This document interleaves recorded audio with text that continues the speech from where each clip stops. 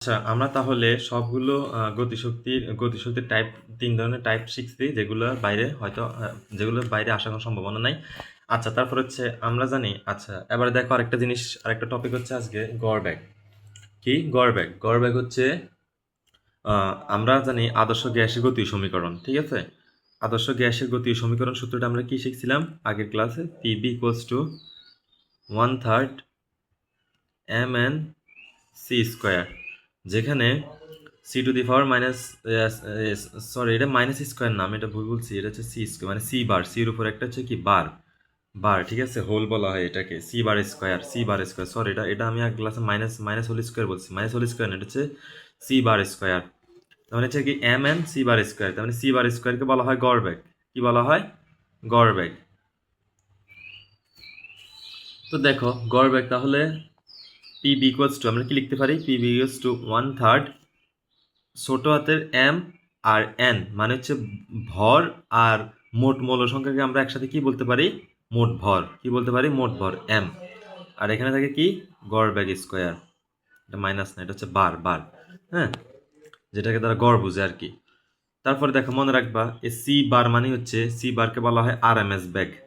কি বলা হয়? আর এম এস ব্যাগ। দেখছো না ওই যে অঙ্কের মধ্যে আসে, এটা হচ্ছে ছোট গয়ের প্রশ্নের জন্য বলো না যে এই আর এম এস ব্যাগ নির্ণয় করো, এটা হচ্ছে কেমিস্ট্রি সেকেন্ড পেপারের পরিবেশ রসায়নে আসে, আবার তোমার ফিজিক্স ফার্স্ট পেপারে আদর্শ গ্যাসীয় গতির সমীকরণ। আমি বলছি একবার বলছি যে কেমিস্ট্রি সেকেন্ড পেপারের প্রথম অধ্যায় আর হচ্ছে তোমাদের ফিজিক্সের এই 8 নাকি 9ম অধ্যায় যেটা আছে আদর্শ গ্যাসীয় গতির সমীকরণ, দুইটা সেম, প্রায় সেম অঙ্ক, প্রায় সেম সেম একটা কি, সবগুলো থিওরি একই। তার মানে এটা থেকে কিন্তু তোমাদের এই ফিজিক্স কেমিস্ট্রি সেকেন্ড পেপার যেটা আছে ওইটা কিন্তু শেষ হয়ে যাইতেছে, ঠিক আছে?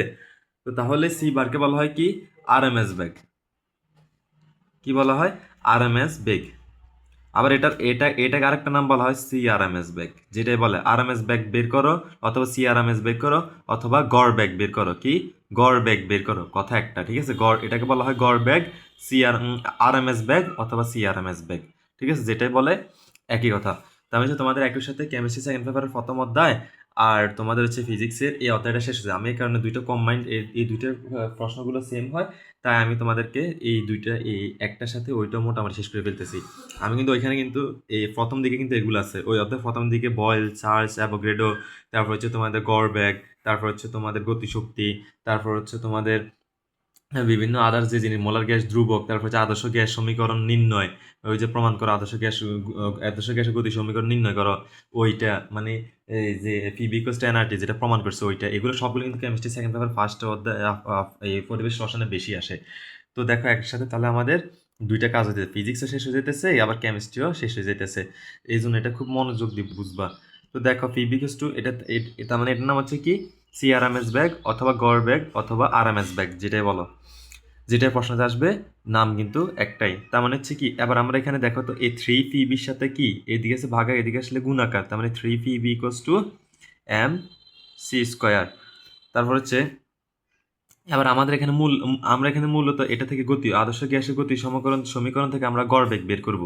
তার মানে দেখো c bar square equals to কি হবে তাহলে? 3 পি বি বাই এম, বড় হাতের এম। এবার দেখো যেহেতু এটার উপরে স্কোয়ার আছে, এটার তার মানে উভয়পক্ষকে রুট করি, উভয়পক্ষকে কি করি?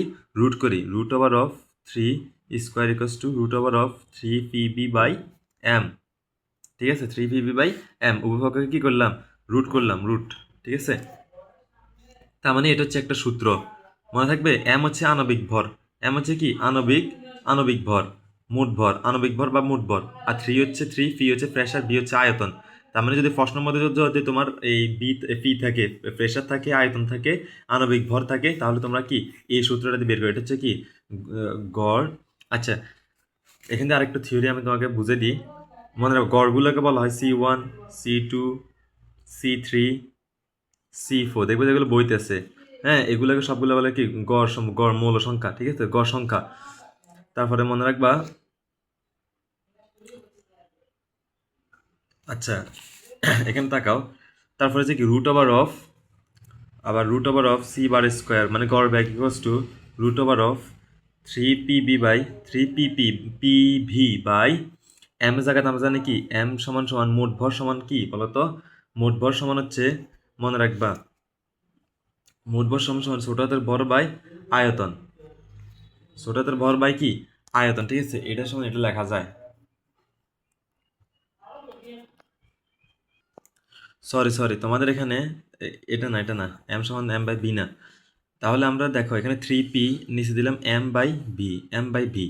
এখন আমরা এটা দেখো এই জিনিসটা উল্টালে আবার কি হয়ে যায়, এটাকে আমরা এভাবে লিখতে পারি, আবার আমরা উল্টে ফেললে কি আবার ভিটা এখানে চলে আসে, তার মানে ভিটা এম এর নিচে দেওয়া যায় কথা, এখানে থাকা একই কথা, ঠিক আছে। আমরা এইভাবে কেন করলাম দেখো, √3² c² √of 3p divided by, আচ্ছা এম বাই বি সমান সমান কি আমরা জানি রোজ সমান সমান এম বাই ভি, ঘনত্ব সমান সমান ভর বাই বেগ, তার মানে কি এই এম বাই ভি জায়গাতে আমরা কি লিখতে পারি, রোল লিখতে পারি। এটা কেন করছি দেখো, এখন তোমার প্রশ্ন আসতে পারে যে আপনি এটা কেন করছেন। আমার এটা মূল কারণ হচ্ছে আমার এখানে গড় ব্যাগের দুইটা সূত্র আছে, একটা সূত্র হচ্ছে 3p বাই এম, আরেকটা হচ্ছে এই 3p বাই রো ঘনত্ব, যদি ঘনত্ব থাকে, ঘনত্ব আর চাপ থাকে, তাহলে এই সূত্রটা দিয়ে করবা গড় ব্যাগ। এটাকে বলা হয় মূল গড় বর্গ বেগ, মূল গড় বর্গ বেগ, ঠিক আছে। মূল গড় বর্গ বেগ অথবা কি বর্গ বেগের বর্গমূল, মূল যেটাকে বলা হয়, মানে এটার নাম হচ্ছে কি মূল গড় বর্গ বেগ।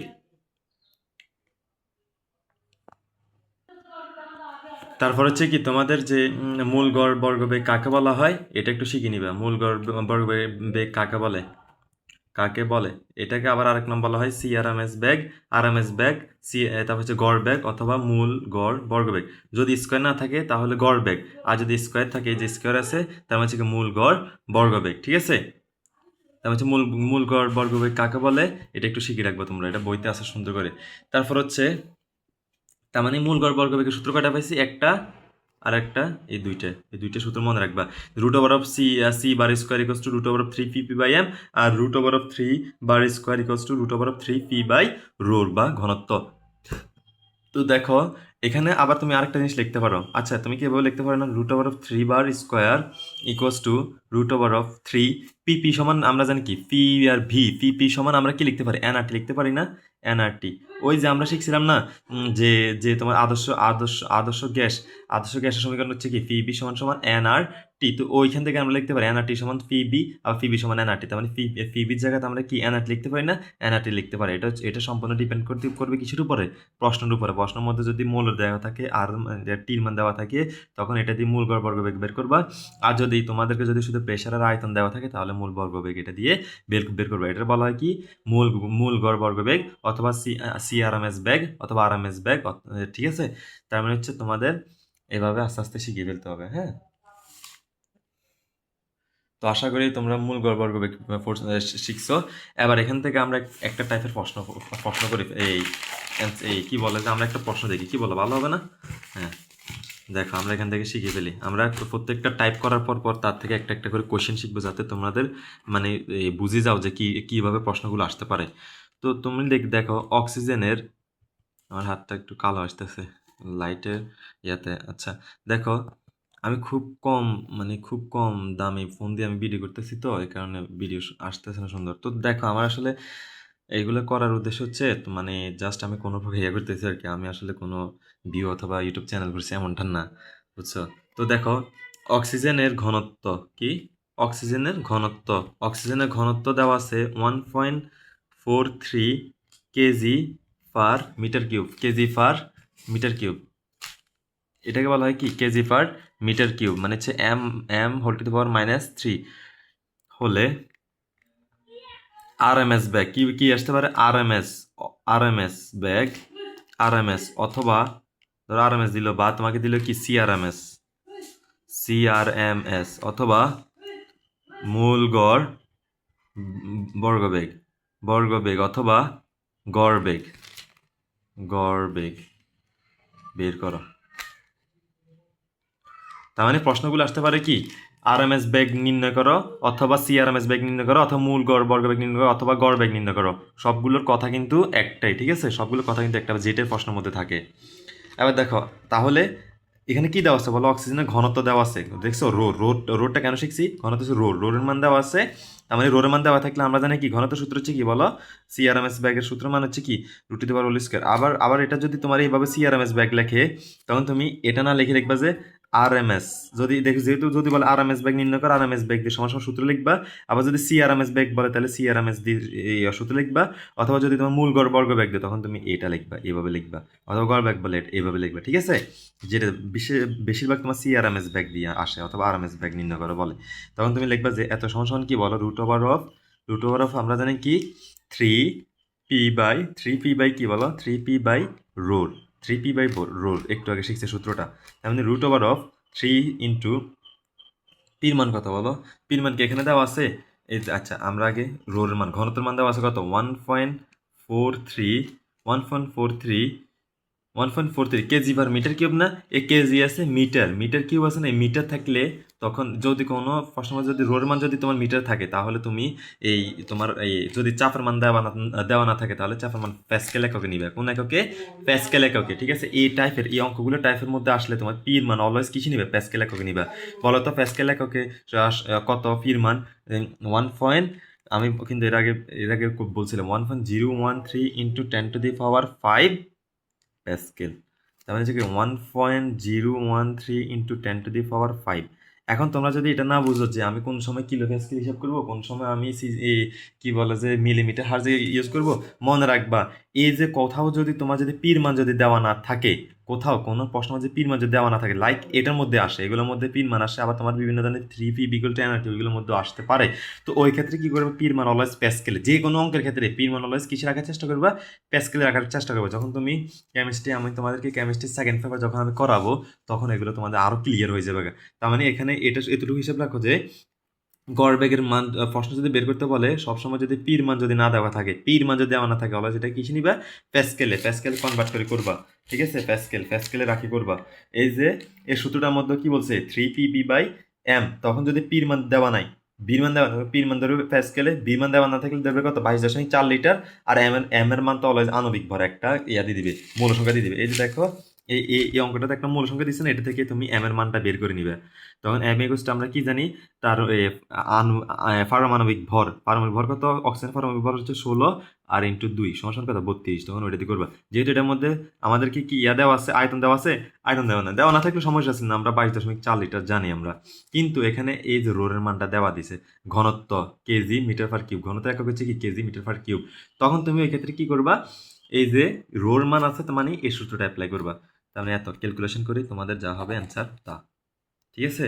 আর ব্যাগের একক কি বলো, ব্যাগের একক হচ্ছে কি মিটার ইনভার্স 1, এই গড় ব্যাগ, ঠিক আছে। এটা তো একটা ব্যাগ না, এই ব্যাগ হলে তার একক হবে মিটার পার সেকেন্ড আমাদের ব্যাগের একক হচ্ছে মিটার পার সেকেন্ড একক, ঠিক আছে।